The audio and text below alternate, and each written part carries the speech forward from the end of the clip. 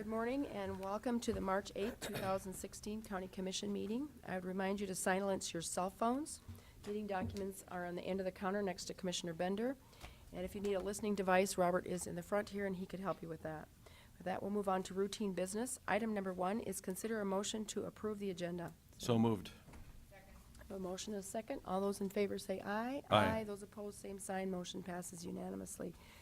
Item number 2 is approve the County Commission meeting minutes from March 1st, 2016. Is there a motion? So move. Second. Motion and a second. Any amendments? All those in favor say aye. Aye. Those opposed, same sign. Motion passes unanimously. Item number 3 is bills to be paid in the amount of $709,159.65. Is there a motion? Pay the bills. Second. Motion and a second. Any comments on the bills? Madam Commissioner Chair, Worth? good to have you back. Thank you. We had $200,000 go to Armor Correctional Health, and we spent some money in the Highway Department on truck bodies, $160,000 basically. There's also quite a number of bills for the coroner office transporting bodies. I think about 8 of them. Okay, thank you. I have a motion and a second on the bills. All those in favor say aye. Aye. Those opposed, same sign. Motion passes unanimously. Item number 4 is reports. Item A is the annual report for the Minnehaha County as of and for the end of the year, December 2031, 2015, December 31st, 2015. Item B is the auditor's report with the county treasurer as of February 29th, 2016, and those are both on file at the auditor's office. Item number 5 is personnel action. Item A is consider a motion to approve the routine personnel action. Is there a motion? I'll make that motion. Second? Second. Motion is second. Any questions for HR? All those in favor say aye. Aye. Those opposed, same sign. Motion passes unanimously. Item number 6 is applications for abatement. Pam Nelson, our auditor's office. We'll take care of that.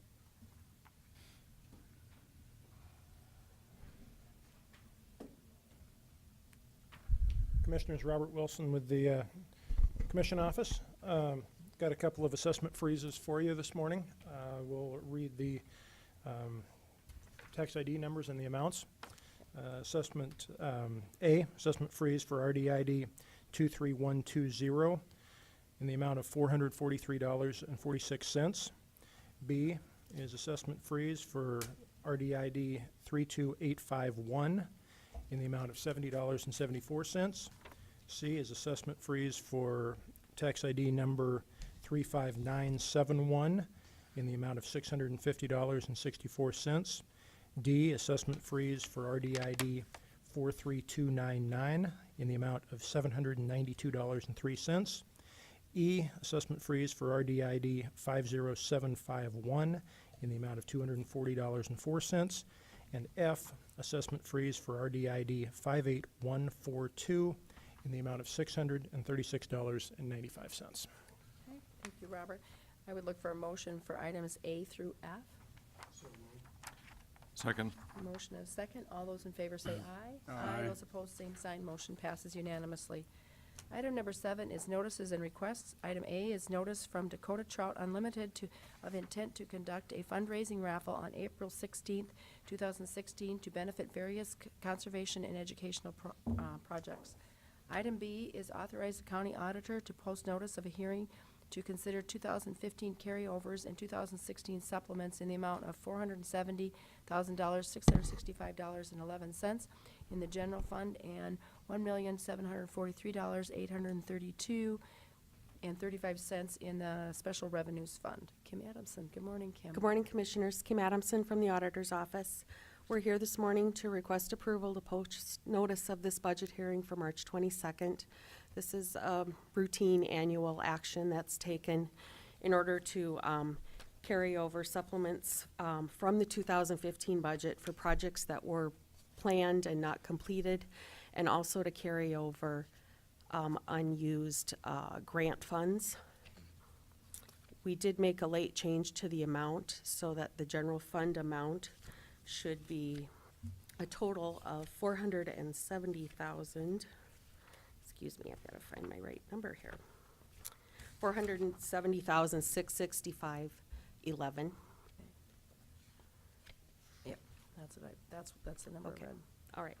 Okay, are there any other questions for Kim? Otherwise, I would take a motion to approve the posting Well, of this. I do, Oh. these are only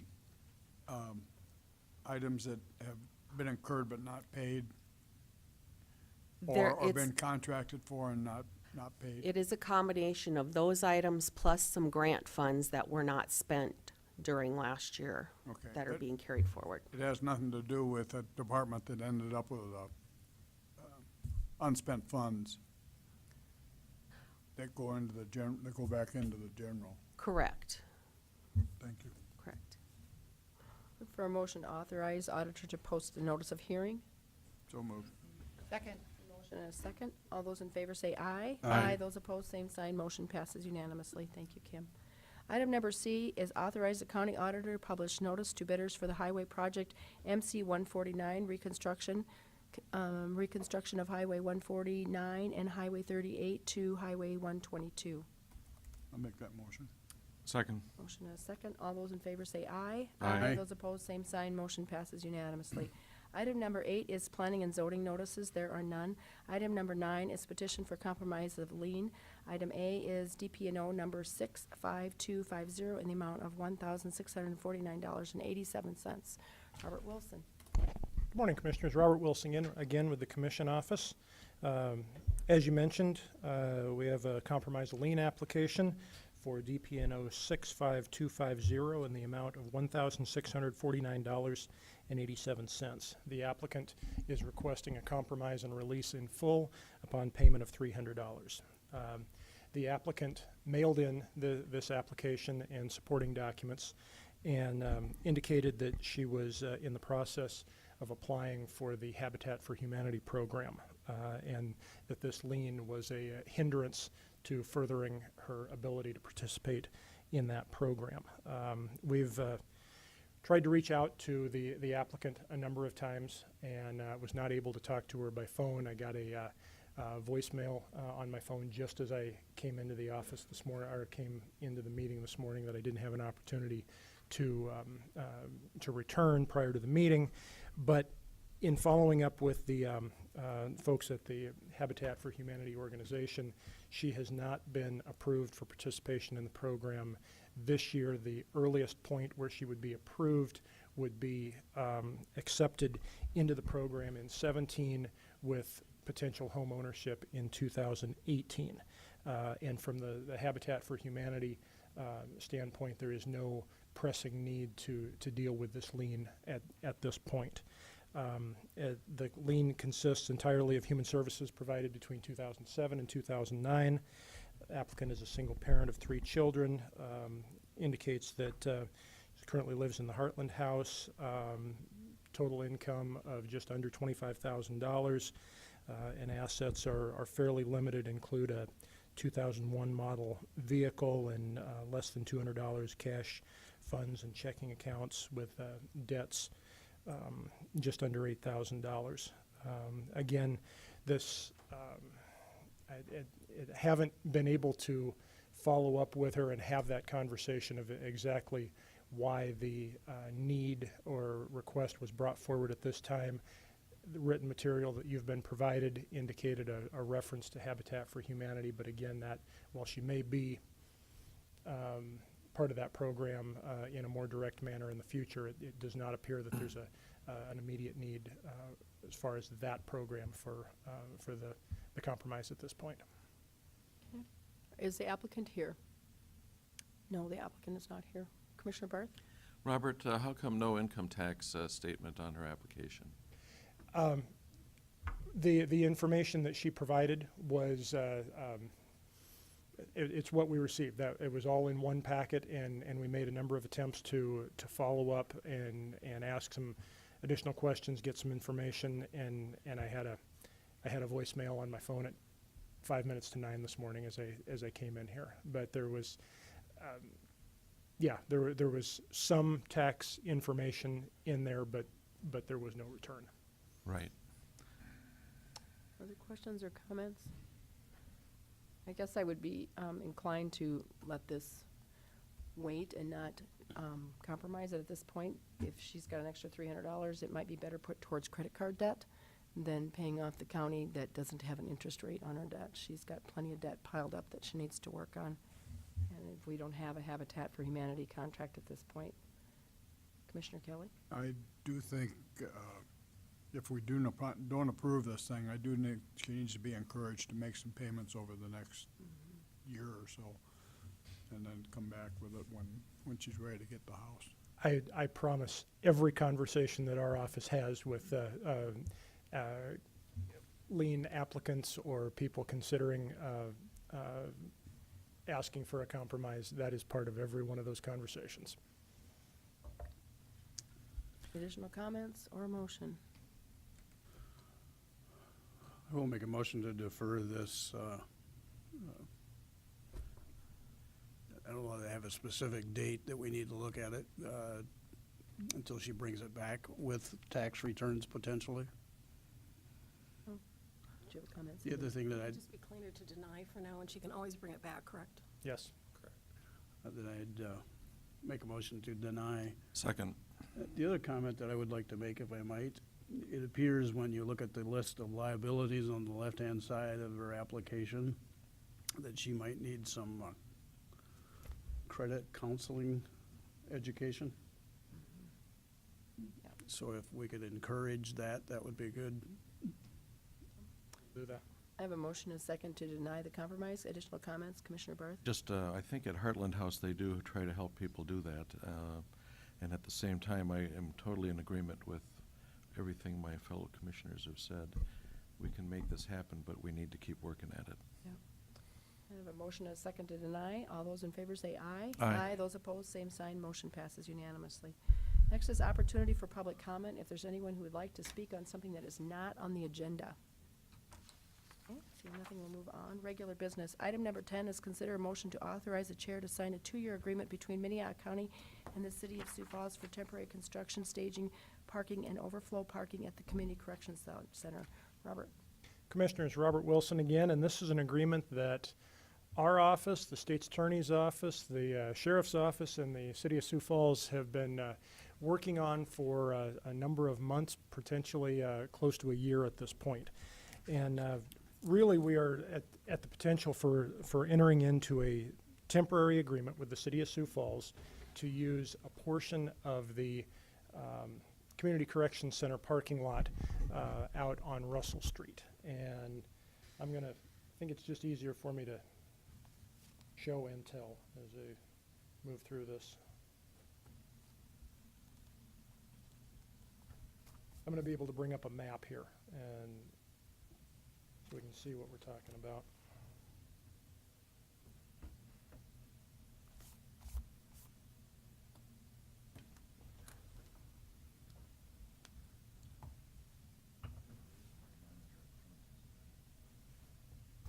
Okay, so here's the property that we're talking about. The area outlined in red is county-owned property that is the County Corrections Center on West Russell. The area in orange is city-owned property to the west.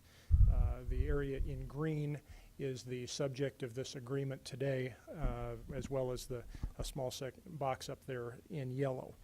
And the city is potentially looking at entering into an agreement with an outside entity to develop their area of land to the west of the county-owned property. And they're looking for a couple of areas of assistance from the county, particularly as it relates to this green area on the west side of our property on that parking lot. They're looking for construction staging area during construction, and then overflow parking in that area once the project is completed. And I'll let the city get into more of the particulars of that request, but this is the area that we're talking about.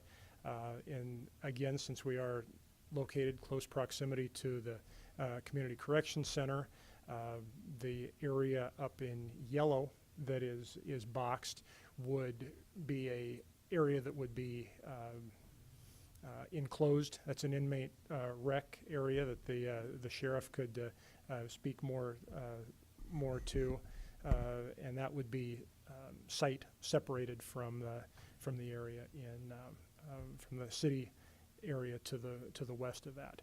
So this would be a 2-year temporary agreement. First portion of it is construction staging. Second portion would be overflow parking. And I would be happy to turn it over to Darren, Dustin, or Sheriff Milstead to talk more about the particulars of this agreement. Kirsten Kapmeyer from our State's Attorney's Office has been involved in drafting this agreement as well. Darren?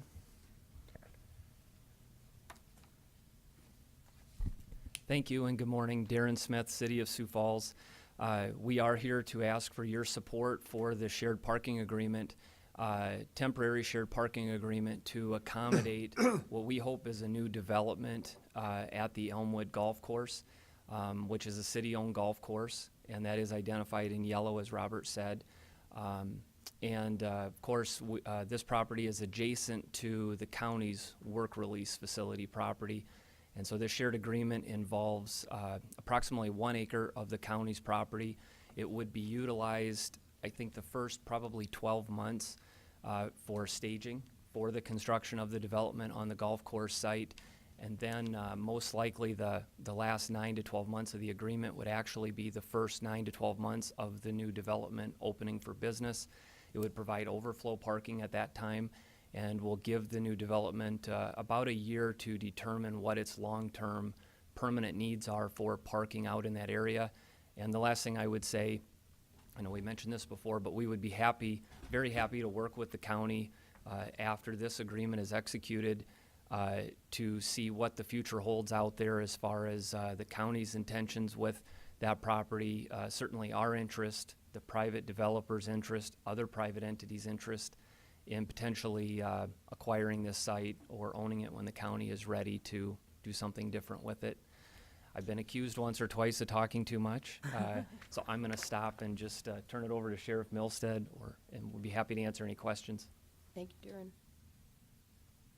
Morning, Sheriff. Morning, Commissioners.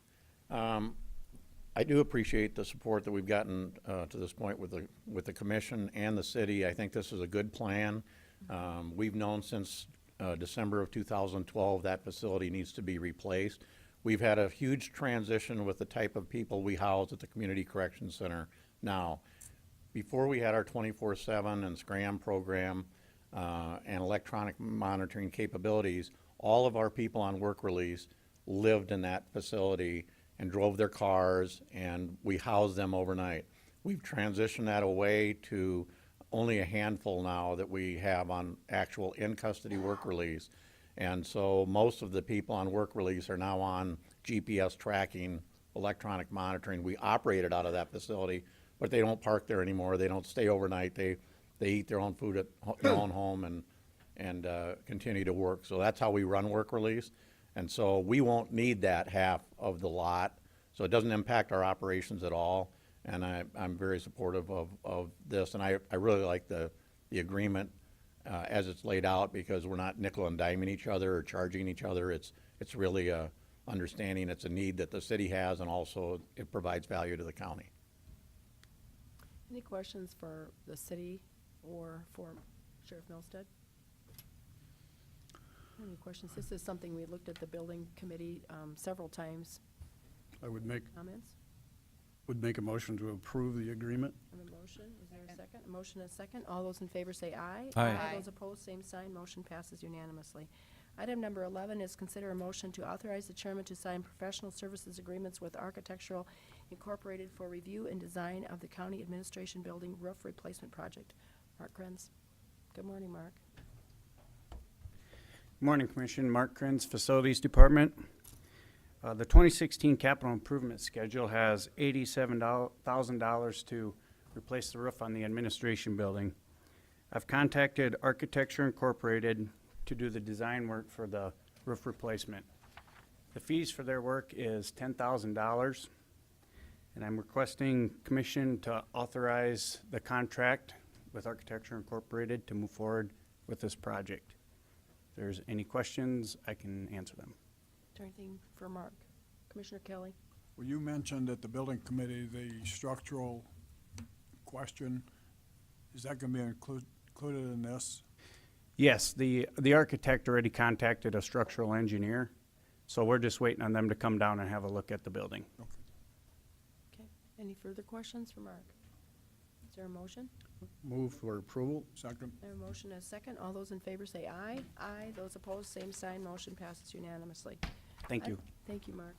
Item number 12 is consider a motion to authorize the Highway Department to purchase a mastic in the amount of 66.64 cents per pound from contract number 16908, competitive bid and awarded by the South Dakota Department of Transportation. DJ Boothby, good morning. Morning, Commissioners. DJ Boothby, Highway Superintendent.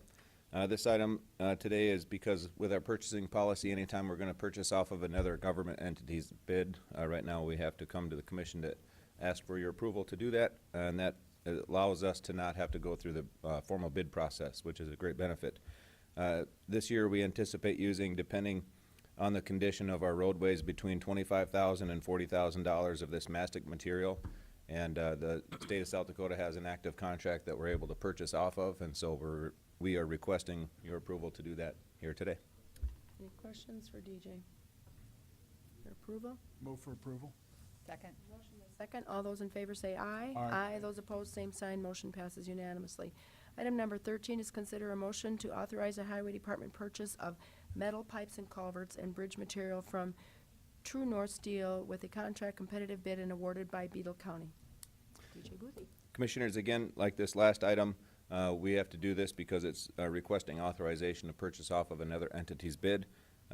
Beetle County awards a contract usually on an annual basis, and it's through True North Steel for the purchase of metal pipe and bridge materials. And we don't have a set amount of pipe that we're going to purchase every year. It just kind of depends on the needs that come up throughout the year and what requests we receive from townships. And so it's nice to have this bid on file, so when we do have purchases throughout the year, we don't have to go out and get quotes. We just can purchase off of this set bid. So this is something that we do every year and have to renew every year. So if you have any questions, I'm available for those too. Is there questions? Is there a motion? Motion? I have a Second. motion and a second. All those in favor say aye. Aye. Those opposed, same sign. Motion passes unanimously. Item number 14 is consider recommendation for a bid award for various materials from the Highway Department annual material letting. The bids were opened March 11th, 2016. Commissioners, we had our annual bid opening, and we really significantly decreased the amount of proposals that we had in this year's letting. And simply by saying if it was something that we purchased less than $10,000 of last year, we didn't want to include it in our annual materials letting. We would just go out and get quotes for those items. And so the items that we purchased more than $10,000 of, we wanted to make sure that we had something on file. That left us with 5 different proposals: the medium curing cutback asphalt, hot mix asphalt, snowplow and motor grader blade cutting edges, abrasive and salt sand mixture, and rock salt, which is what we put on our roads during the winter. And we received pretty decent bids for all 5 of those. The oil prices this year are really favorable, as we've discussed before with our bid openings, and so we're happy with the bids that we've received. The salt price did go up a little bit, but we've had major issues with that all over the whole United States in the last few years, and so we're not surprised to see that go up a little bit. The vendor is a new vendor to us, Blackstrap Inc., but the City of Sioux Falls has used those last year, and they're looking at extending a contract again this year to them, and so they're happy with their services. So we're comfortable moving forward with them and the other 4 of the vendors that are listed in your briefing memo. Okay. Any questions for DJ? Is there a motion? Make a motion to approve. Second? A motion and a second. All those in favor say aye. Aye. Those opposed, same sign. Motion passes unanimously. I'm going to pass the gavel to Commissioner Benega for item number 15. I have to recuse myself. Item 15 is to authorize the chair to sign a wetland purchase contract agreement between Minnehaha County and Titanca LLP in the amount of $54,750. DJ Boothby. Commissioners, this is a new kind of item for us.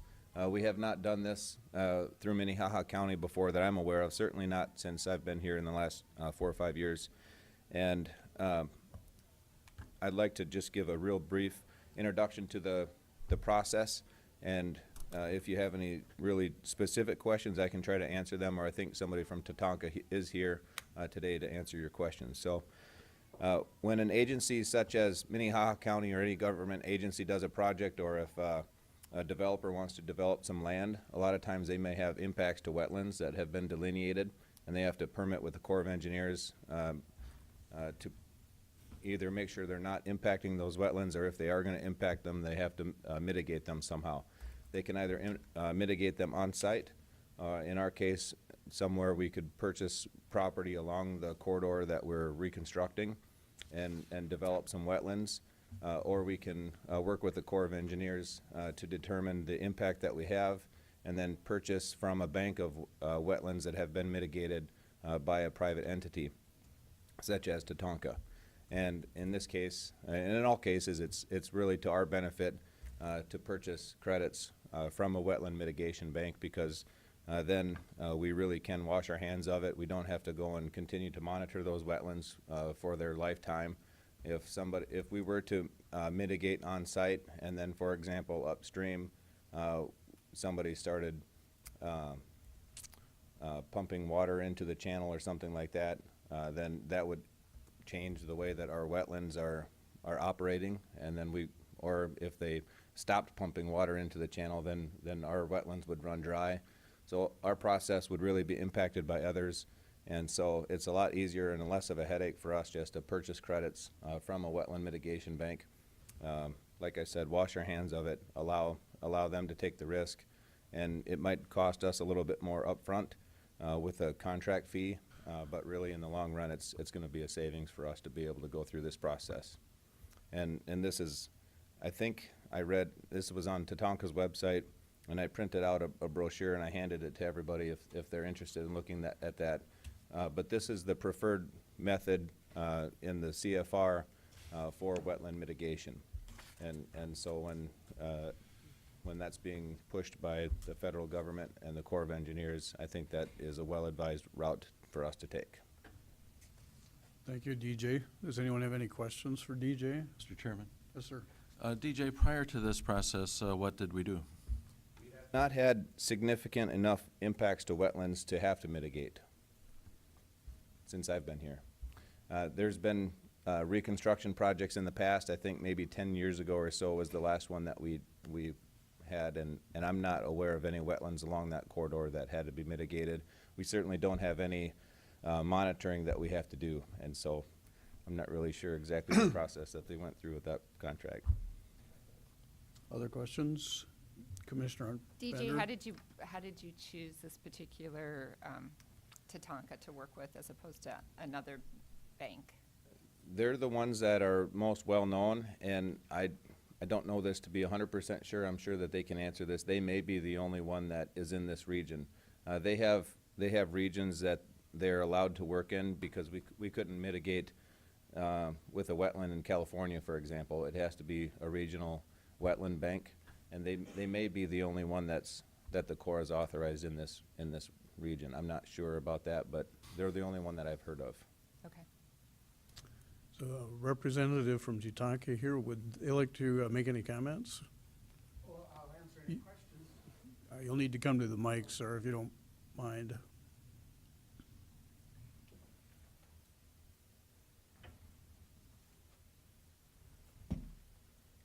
And you will need to identify yourself. Paul Heiberger, Hartford, South Dakota, owner of Tatanka. Okay, thank you. And to answer your question, we're the only bank in the state at this time. And it's a long process to start a bank and create it and things like that. So it is, I think there'll be more in the future. But it is what the Corps prefers, because the credits is what we sell. It's created ahead of time. So what we do is we go out and take a piece of ground and create wetlands. They're absolutely 100% good to sell. And so at that point, the Corps will sign a long-term agreement, I'll say, that says that we have these X amount of credits to sell. It goes on their ledger down in Omaha. And at that point, then we can start selling credits. We only have so many. when we build a bank, we really don't know how many credits we're gonna have to sell. Now that they're certified and we can sell them, it's 100% all the time. There is no liability towards the county in this. It's all carried by Tatanka, which is usually a big selling point. Okay. Other questions for Paul? Mr. Chairman? Yes? You know, I remember, I think when this project of yours came into existence, and I'm pretty happy that this is a plan here.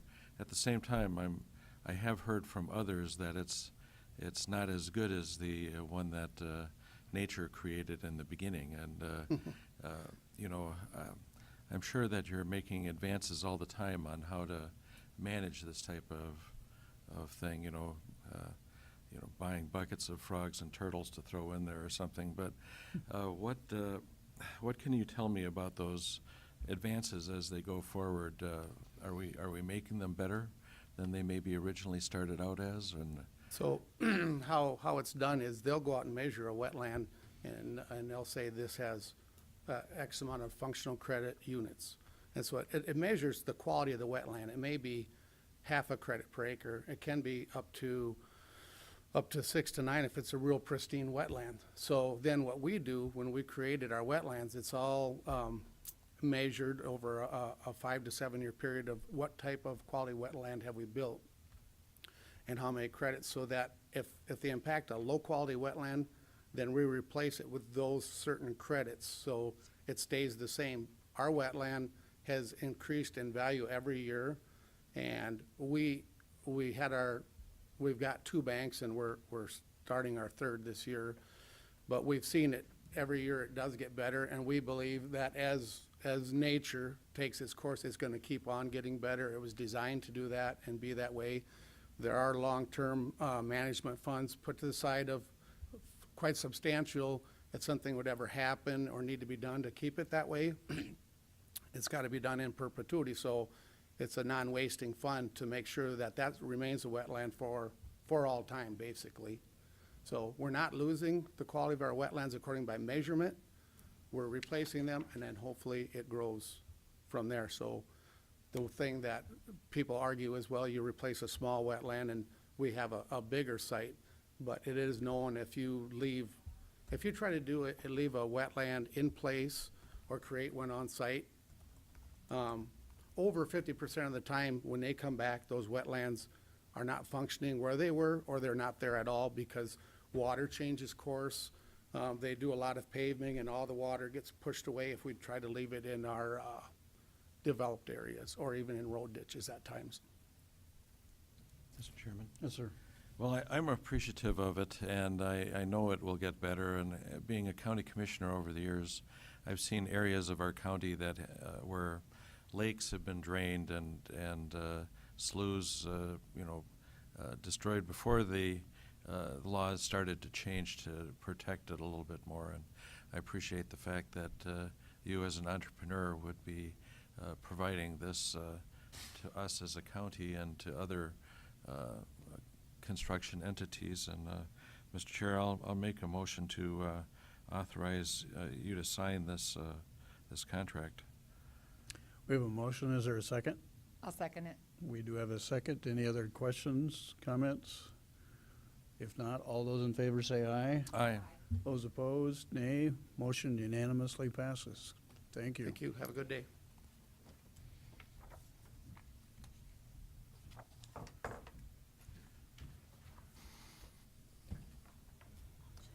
Item number 16 is consider a motion to approve an update to Section 5 of county purchasing of the Minnehaha County Policies and Procedures Manual deferred from February 9th.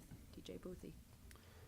Commissioners, we've discussed the purchasing manual a couple different times, and since our last discussion, I have had a meeting or two with some of the staff, including auditors department and commission office, and we've come up with some revisions based off of comments received from the county commissioners, and also some revisions based off of different department needs and desires. And so what I would like to do is just hit on some of the highlights that are in this proposed policy manual update, and then open it up for questions after giving a bit of a highlight through here.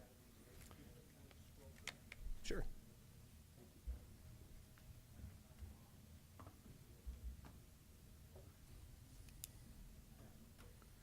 So going back to the need for wanting to do this, I don't know if I did that. Right. There it is. Okay. Going back to the need of the change for our existing purchasing policy, over the last few years, the Highway Department alone has averaged about 110 commission agenda items, and the majority of those are project-based. They're not a different part of our department operation, but they're based off of different projects that we're conducting. And the reason that has gone up so high in the last few years compared to 5 years ago is because the additional funding that we have in the department has resulted in a lot more projects that we're completing on an annual basis. And so because we're completing more projects, there's several items that we have to come to the commission for approvals for every single project, and so that's been the result of why we've come for 110 times each year over the last few years. Another reason is the existing purchasing policy, it's most relatable to procurement of items and purchasing of different items, not necessarily construction projects. And so we really wanted to tweak some of that language, but then we would be taking away from the existing purchasing policy. And so we decided that it would be best served to have a separate section just for construction projects and the statutes that relate only to construction projects, not necessarily to purchasing of materials or procurement of materials. And so this is proposed and introduced as a second or a separate section in the purchasing manual that exists today. One important item to note, as we've discussed before, is that everything that's proposed in this policy update for this first year, and we're proposing that we come back in December of 2016.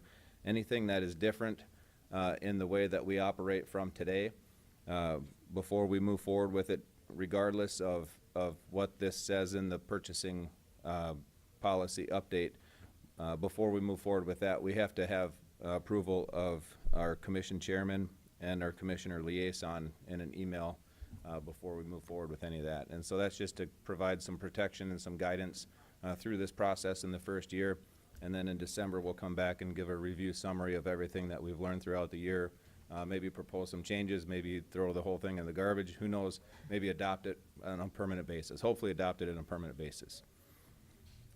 So going through just a general project process. First, we have budget authorization. You all are familiar with the budget process, and we have budget authorization for projects that occur on an annual basis, and so that is not being proposed to really change. In 2015, we had a little bit different of a process because of the highway funding bill that was passed in the legislature in 2015, introduced the idea of a 5-year plan that has to be approved by the county commission. And so now moving forward, that will be part of our budget process. Every year, the county commission will be approving our 5-year plan. And that 5-year plan includes projects identified individually for the next 5 years, with an extra emphasis on the next year's projects, because those are the ones that we know for sure are going to be moving forward and have work on. The next process after we have our budget authorization is the architectural and engineering professional service agreements. That's usually when we hire an engineer to help us starting to design the project. The Highway Department utilizes a qualifications-based selection process, which is important because in the state of South Dakota and in most, if not all states, professional services, it's illegal to bid those based off a low bid, similar to what we would do for procurement of materials or construction project. And so because it's a professional service, we use a qualifications-based selection. Agreements are what we sign with those firms for their professional service. And we're proposing that any agreement that's less than $50,000 and any amendment that would result in a cumulative agreement amount of less than $50,000, and that's a change from what you've seen before. Before, that word cumulative wasn't included in the policy. But anything that's less than $50,000 in total may be signed by the highway superintendent if the project was included in that long-range plan and that 5-year plan. all agreements greater than $50,000 or amendments which result in agreement greater than $50,000 must be signed by the commissioner chairman. And so we would have an agenda item for that, and that would be brought to the entire commission for signature. Additionally, changes in scope, they must be approved by the Highway Department Commission liaison. And that would be, as we've discussed before, we have a project that we're working on, and let's say that we want to add a bike path like we did in Hartford. That's a change in scope from what was originally scoped out, and so we want to make sure, and it's in writing here, that we're coordinating that with the liaison. And then that liaison and the highway superintendent will be able to talk back and forth. If it's a big enough change in scope, then we'd come to the entire county commission. But if it's something like the addition of a bike path early on in a project that's not going to impact the budget, then with his approval or her approval, we'd be able to move forward. All AE agreements for proposed projects that are not in the current approved budget must be signed by the commission chairman. And so what that means is if we have a project that has come up that we weren't planning on doing, or maybe it's planned 2 or 3 years out and we have additional funds because we've had really good bids this year and we want to move forward with that now, we would have to come to the commission for your full approval if we wanted to start that project early. Of course, we wouldn't do that if we didn't have budget available from savings.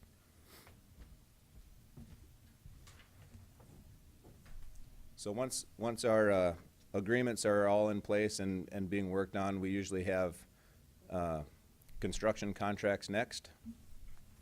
And construction contracts can go one of two ways. If they're less than the current statutory bid amounts, we typically don't do a formal advertising where we advertise in the newspaper and award a project based off of what was from the bid opening. We typically do more of an informal quote process where we ask a few different contractors for quotes based off of plans or a scope that we've put together. And as long as it's less than that formal contract amount defined by statute, we're proposing that the Highway Department can sign those agreements. And that's the way that we operate today. And it works well for smaller, like a guardrail repair project when a bridge gets ran into during an accident or something like that. We'll sign off on that contract, it gets repaired. When we have a larger project that's greater than the current statutory bid limits, we're doing the formal advertising, and we're bringing that contract to the commission for approval. And I'll talk about that more during the bid process. The bid process in whole is probably not going to change a whole heck of a lot from how we operate. It will be a little bit different from the commission's perspective. Because we're not proposing to come to the commission requesting approval of the notice to bidders any longer.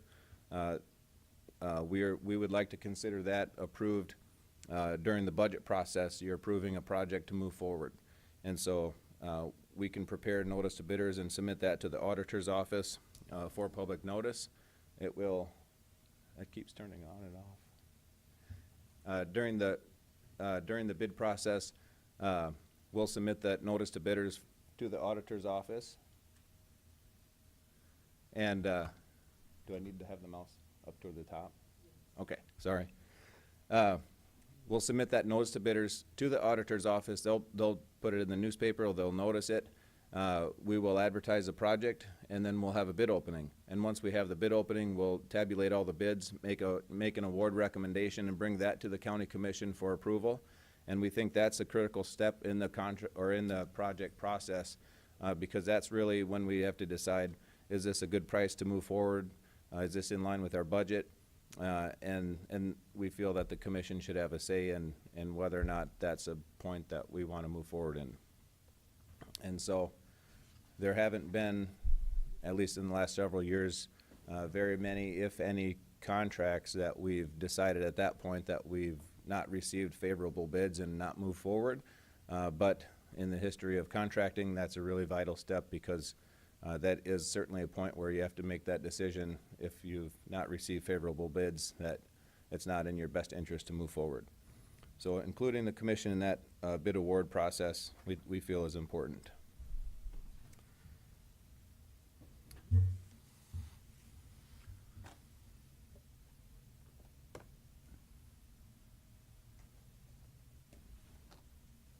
changes to existing contracts. So now once we have a contract in place and a contractor on board, there's an opportunity that there could be changes, whether they're unforeseen conditions or whether they're changes in scope or whether we just have a different a different quantity of material is being used during the project. There's going to be changes that happen during a construction project. And so what we've done with this policy is really limit the amount that the department can sign for. And what we've said is anything less than $25,000 or 10% of the base contract, whichever is less, may be approved by the highway superintendent.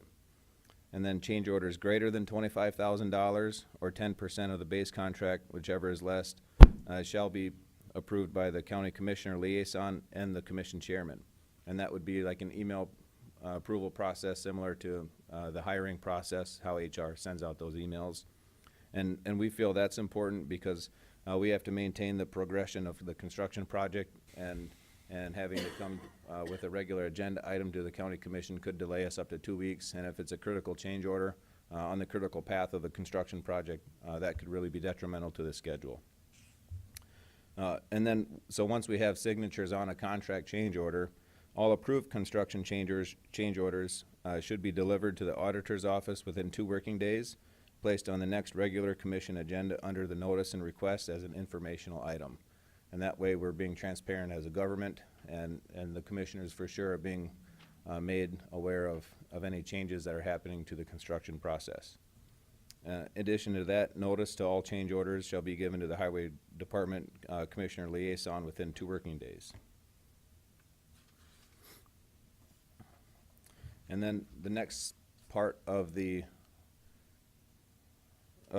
proposed policy is basically just a snapshot of what is included from the South Dakota Department of Legislative Audit on change order laws, and this is literally verbatim from their policy that's based off of statute, and that tells us when it's legal to have a change order, when it's not legal to have a change order. And really, last but not least, in this policy, the monthly reporting portion of it, we've talked about this before. We feel this is really important in, again, being transparent as a government, and as a department, we want the commission to understand how our projects are progressing. And so we're proposing to provide these monthly reports for each project, giving you a quick 1-page summary of where we're at, where we've been in the last month, and where we're going to be going in the next month. Summary of costs, change orders, maybe a picture or two that just shows the progress of construction. And so that monthly reporting feature is included in the policy. This next page is a summary. This is not actually part of the policy, but it's a summary for information. And this first page of the summary is the summary from 2014 and 15 of the engineering professional services that we had. We had a total of 30 different signatures that were required. 27 of those were agreements for engineering services, and 3 of them were amendments to those agreements. So a total of 30. And the ones that are highlighted as yellow, were ones that would have been agenda items under this proposed policy. And there's 11 of those that we would have had to come to the commission to the full commission for an agenda item, and the remaining would not have had an agenda item. They would have been signed by the highway superintendent. And so you can see the dollar amounts on those, and so 11, or about a third of them would have had agenda items still, but 2/3 of them we would not have had to come to the commission with an agenda item. The next page is a similar summary, but for construction change orders. And on the bottom of this page here, I said 5 of 27. That's a typo, actually. It should say 5 of 28. We had 28 change orders in the last 2 years, in 2014 and 15. Of those 28 change orders, 5 of them would have came to the commission for approval, to the full commission for approval. And the remaining 23 of those would have been able to be signed by the highway superintendent with approval of the liaison and the chairman.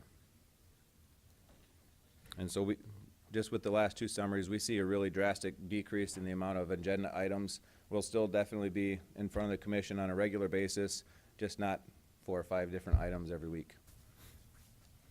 So I am now done with that summary of the proposal, and I'm available for questions. Are there any questions for DJ? Commissioner Kelly? DJ, on the,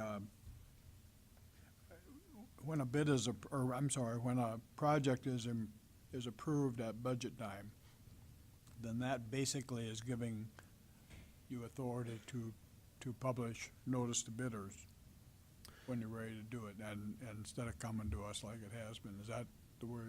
That's generally correct. There is a process in there with the engineering agreement that we may have to be in front of the commission again, or the liaison and chairman again, before we go to the notice to bidders. But that budget process is a really important piece of the project process that's giving the department and the county approval to move forward with the project. And we need that authority because we can't plan on doing projects through the budget process and then find out when we're going to design or something like that, that we aren't going to have that support and approval. And so we need to have that budget process really nailed down and have the commissioners understand which projects we're including in the next year's budget, because that is going to give us authority for that notice to bidders. And it's possible on a smaller contract that the commission will not see that as an entire group until we go to the bid award process. Thank you. Which is after the bid opening. Commissioner Benega? Did you sort of have a couple with informal agreements when you make calls to contractors about providing quotes? Do you keep written quotes from those organizations so that you have backup to show why you chose that person? Yep, and that's actually required, I think, in statute. It's either in statute or it's in our purchasing manual that we have to keep on record those quotations. And we have an electronic file that not just these projects, but every purchase that we make over $1,000 in our department, we have on file, all the quotes that we received. That leads me to my second question, and it's more of an audit compliance related issue. I don't know, Bob or Kim, you've read through the policy. Do you have any concerns about audit compliance with the auditors reviewing all of this?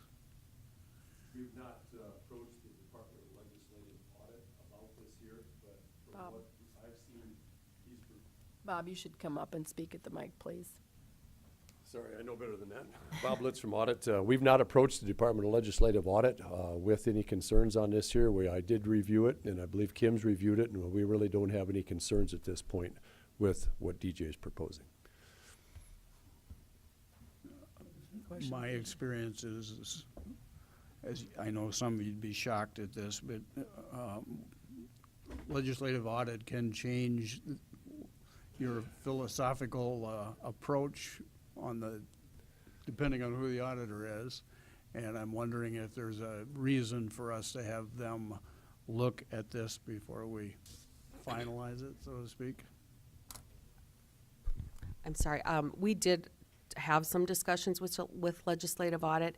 They did not raise issues with the proposed changes as long as we addressed any changes on a cumulative basis. Okay. Would they send that to you in writing? We do not have that in writing. Okay.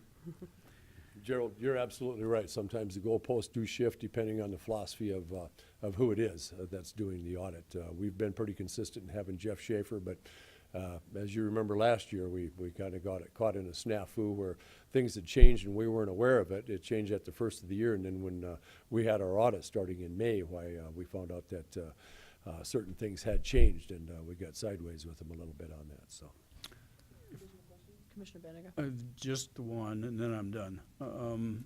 When I look through all of them, obviously it's as a net effect of a negative dollar amount. I mean, the reductions in the change orders are all less from a percentage-wise and from a dollar-wise. The only one that stands out as an issue is obviously the, excuse me, the emergency repairs for MC 14-16, which is percentage-wise and dollar-wise significant. Can you kind of just, excuse me, highlight that? So the emergency repairs contract is definitely an abnormality from what we typically see in a construction project. In a typical construction project, we follow the process that I outlined here, where we have a set design and there's a lot of thought process that goes into it.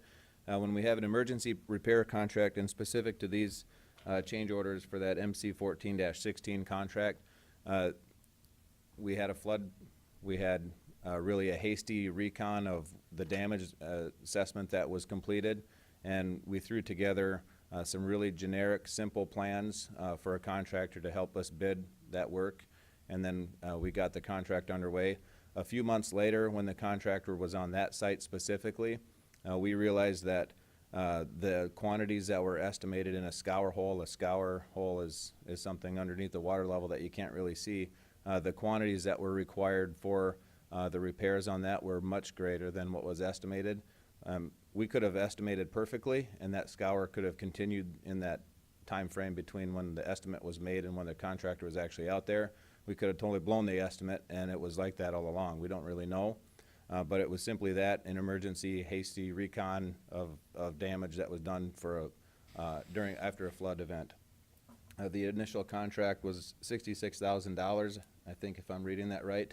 And the percentage is going to really look bad because we had such a small contract amount, but that's why it's highlighted.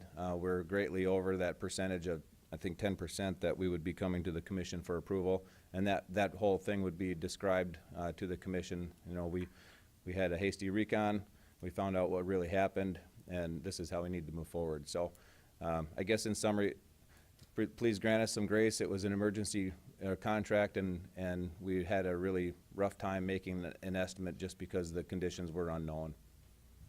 Well, I'm not criticizing, it's just, I remembered the bridge issues, but I didn't remember they were those dollar amounts, frankly. Mhm. But if you add up the gross dollars, I didn't do that in my head, but you're gonna end up, I'm sure, with a very negative number of Oh yeah, yes, change for sure. orders that have been reduced. And in a case like this, if we would have been out on a normal construction project and saw that big of a change, we probably would have completed the project that we were there to complete and then had a separate contract come back later and do additional work. But because this was an emergency repair, we decided to do it all together. And that summary of the laws of the change orders, because unforeseen conditions is an allowable change order, we were able to complete that work using a change order. Had that not been unforeseen, we definitely wouldn't have done that amount of work in addition to the original contract, just based off of a construction change order. I did think of one other, and I'm sorry. Okay. When you are on a project and you end up with a change order and it takes too long for the process to work, if you will, so the contractor's either not working, you ever had any issues with the contractor leaving and not coming back when you wanted them to? Yeah, you bet. That's happened on multiple different occasions. If we're dragging our feet during an approval process and they're waiting for us, normally contractors have multiple different projects that they're working on at any given time. And so I think Kirsten would agree that there's a defense that the contractor has that says, I can't sit here and wait, I'm gonna move off site because I'm not receiving direction, and they're gonna go work on other projects. And so that's a claimable delay that they have, and so we would have to extend the contract date simply because we were holding them up. Do they ever charge us for that moving out, Mobilization? moving back in? When I've worked at Minnehaha County, I haven't had that issue come up, but certainly when I was at the city, when we have a lot bigger contracts, we've had that issue, yes. I'm done. Okay, additional questions or comments? Is there a motion? I would move to approve the new purchasing plan. I'll second, A and I motion would and a second comment. With a comment from Commissioner Barth. Well, I just think this is very promising, and we can always revert to the older way. I worry that you know, while this commission remembers all of this and can be vigilant that our successors may not know that there's an alternative process and in the future may drop the ball. I'm also pretty happy with you as our highway superintendent, and our next one may not be as brilliant as you. So we need to stay vigilant. I'm happy about this, but I'm not ecstatic.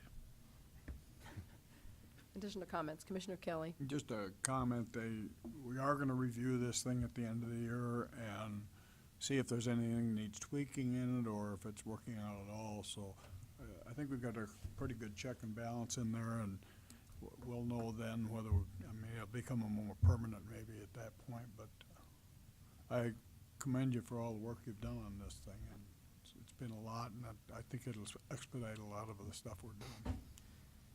Additional comments? I have a motion and a second to approve, which it will Madam be Chair? reviewed again in December. Excuse me, Mr. Litz. I did want to apologize to the commission for being uninformed about my office going down to the Department of Legislative Audit and checking this out, but I was gone on vacation last week. I've been catching up a lot, and it's good evidence to me that I'm in good hands when I do go on vacation, as well as the commission. So I apologize once again. Thank you. I have a motion and a second to approve. All those in favor say aye. Aye. Aye. Those opposed, same sign. Motion passes unanimously. Thank you. Thank you very much, Commissioners. Item number 17 is an update and status report of the 91st legislative session on bills that impact Minnehaha County. Robert Wilson.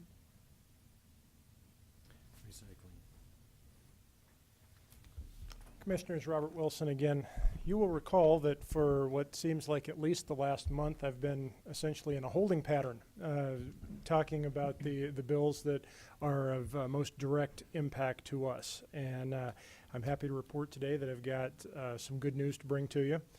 Senate Bill 2, which would give us a percentage, give counties a percentage, 25% of the alcoholic beverage fund tax, was approved in the House yesterday.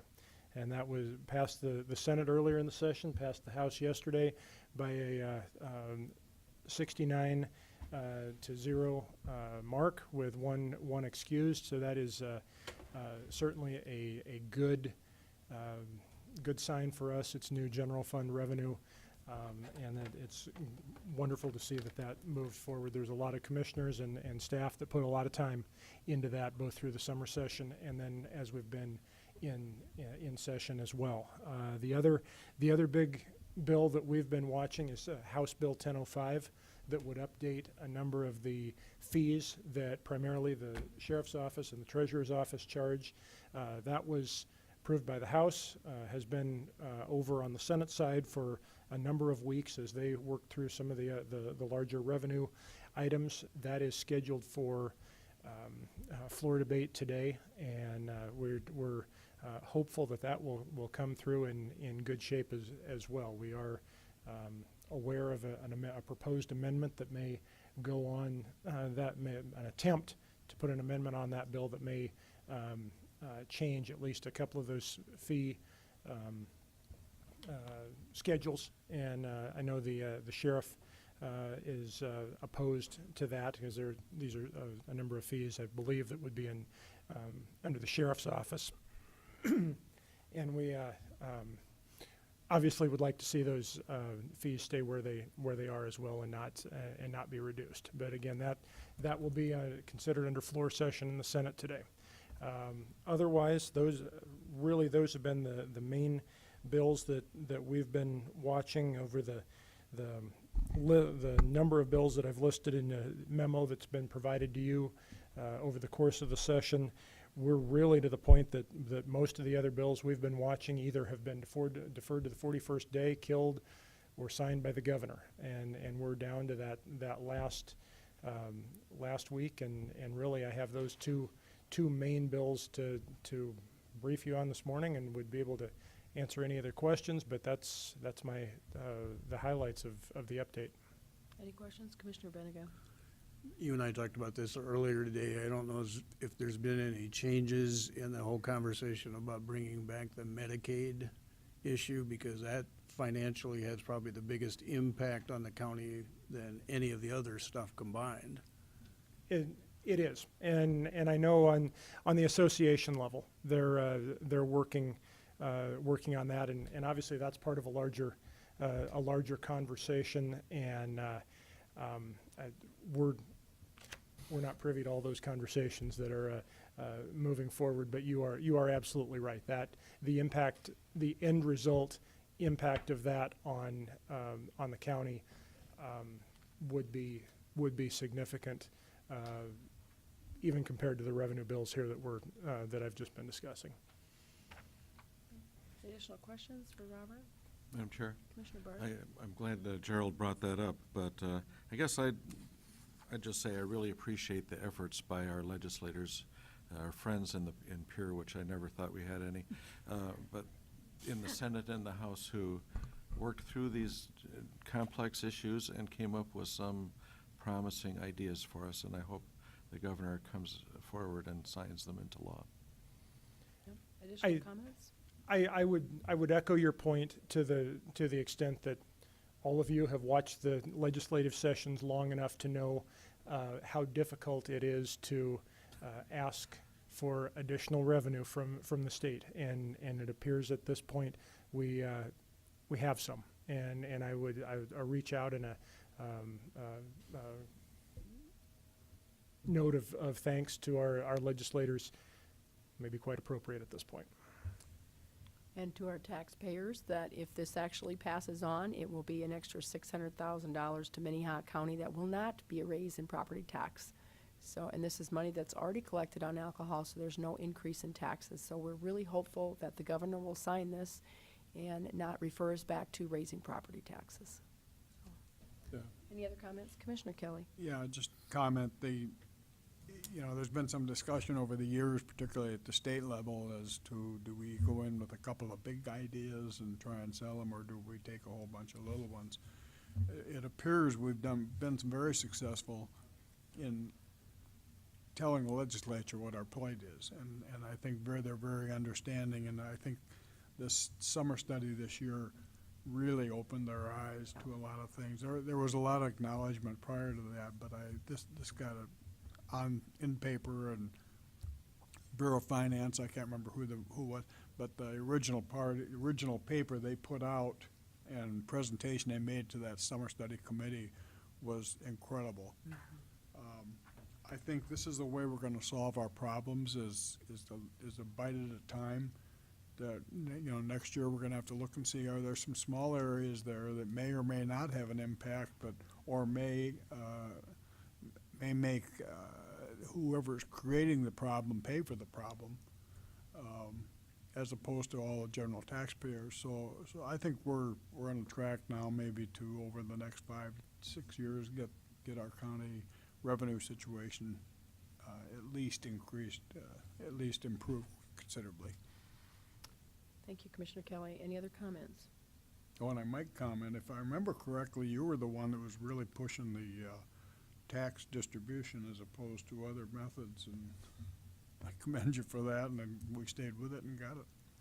I think Sheriff Milstead started that line, and I just continued on with it. So, item number 18 is consider a motion to issue the annual St. Patrick's Day proclamation of Minnehaha County, Robert Wilson, and I have asked Commissioner Kelly, and he will be our representative on Saturday, and he has said that he will. So, very good. This is certainly a tradition for the county commission to approve both read and approve the St. Patrick's Day proclamation, and then also participate in the painting of the shamrock that this year will be on Saturday, March 12th, 2 p.m.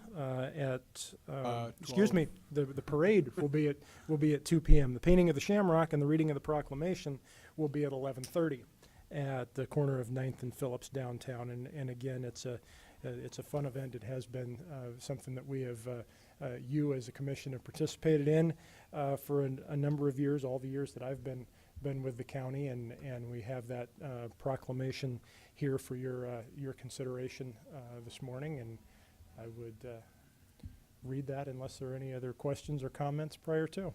well, if you'd read it, that would be great. And I might brag a little that my granddaughter Megan is the Miss Shamrock. Yeah. Also a good year for Commissioner with Kelly no to do it. influence from me.